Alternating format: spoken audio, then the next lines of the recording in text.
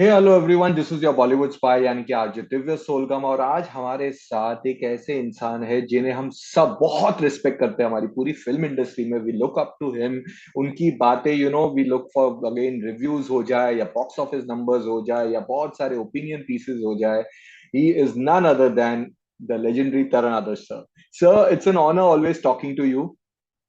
Thank you, thank you. बहुत बहुत शुक्रिया दिव्या, आपका। आपने इतना बेहतरीन इंट्रोडक्शन दिया है कि मेरे चेहरे पे एक स्माइल आ गई।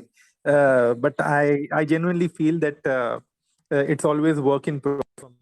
मैं अभी भी काम कर रहा हूँ, एंड जैसे मैंने शुरुआत में किया था, it's I take every day as it comes. वाह। तो सर, सबसे पहले तो शुरुआत करते हैं ब्रह्मास्त्र रिलीजिंग। लोग मतलब क्या हो रहा है इसके बारे में? As per your post, advance booking बहुत बढ़िया लग रही है, लेकिन क्या लग रहा है फाइनल अपडेट ओपनिंग डे कितना होगा सर? देखिए, जिस तरह से ओपनिंग, पहले तो मैं एक बात स्पष्ट कर दूं कि जो कुछ फिल्में जो थी पिछले कुछ हफ्तों में, जी सर। जिनका, जैसे कि आप जानते हैं, फिल्म इंडस्ट्री एक नाजुक दौर से गुजर रही है, और हमारी फिल्में एक के बाद एक फ्लॉप हो रही है। ये जो करेक्ट। फ्लॉप और हिट का फिनोमेना है, ये ऐसा नहीं कि नया है। ये बहुत सारी फ्लॉप्स होना या बहुत सारी फिल्मों का बॉक्स ऑफिस के पहले दिन ही गिर जाना, ये नई बात नहीं है। बट प्रॉब्लम यहाँ पर है कि जब आपकी फिल्में रिलीज होती है और वो उनके शोज कैंसिल हो जाते हैं। और ये मैं हम्म। बात कर रहा हूँ बड़ी बड़ी फिल्मों की, चाहे वो आमिर खान की लाल सिंह चड्ढा हो, चाहे शमशेरा हो, चाहे रक्षाबंधन हो। मतलब ये बड़ी बड़ी फिल्मों की जो ओपनिंग थी वो बहुत ही एक्सट्रीमली वीक थी। करेक्ट। एंड ये इन्होंने शॉक वेव्स भेजा था पूरी फिल्म इंडस्ट्री में। अब ऐसे सिचुएशन में अब ये फिल्म रिलीज हो रही है, जिसका नाम है ब्रह्मास्त्र, जिसे काफी वक्त लगा है। It's a big film, it big big film in terms of star cast, yes. In terms of scale, जिस तरह से खर्चा किया गया इस फिल्म में, वो भी बहुत ही एक्सपेंसिव है ये फिल्म। और एट द सेम टाइम इस पर बेशुमार उम्मीदें जुड़ी हैं इस फिल्म से। और खासकर सब फिल्म इंडस्ट्री की नजरें टिकी हैं इस फिल्म पर, क्योंकि जैसा कि मैंने कहा, हम एक बहुत नाजुक दौर से गुजर रहे हैं। और ये कहना बिल्कुल सही होगा कि film industry, Hindi film industry, जी। अब आईसीयू में है। और तो जो एडवांस की अगर आप बात करें, तो जो करंट सिचुएशन को देखते हुए फैंटास्टिक एडवांस बुकिंग है, फिनोमिनल वाह। एडवांस बुकिंग है। क्योंकि क्योंकि जो और मैं यहाँ ये बात एक और करना चाहूंगा कि अगर पोस्ट पैंडेमिक की बात करें, तो पोस्ट पैंडेमिक में ये केजीएफ के से कम है हल्की।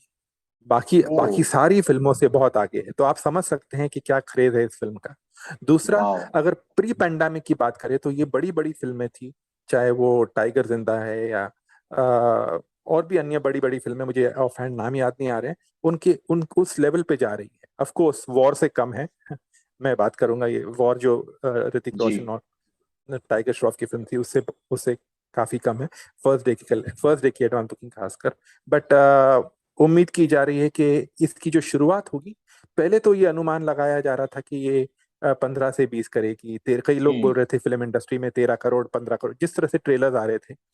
फिर धीरे धीरे जिस तरह से जब एडवांस बुकिंग खुली, तो 15-20 से थोड़ा बढ़ गया फिगर, 20 से 25 हो गया। और अब ऐसा लग रहा है कि ये 25 से 30। और कई लोग ये भी कह रहे हैं, इनफैक्ट आज मुझे 3-4 एग्जीबिटर्स के, बहुत नामचीन एग्जीबिटर्स के मैसेज आए हैं, थिएटर वालों के मैसेज आए हैं कि शायद 30 का आंकड़ा भी क्रॉस कर जाए, जो कि एक बहुत बड़ा फिगर होगा।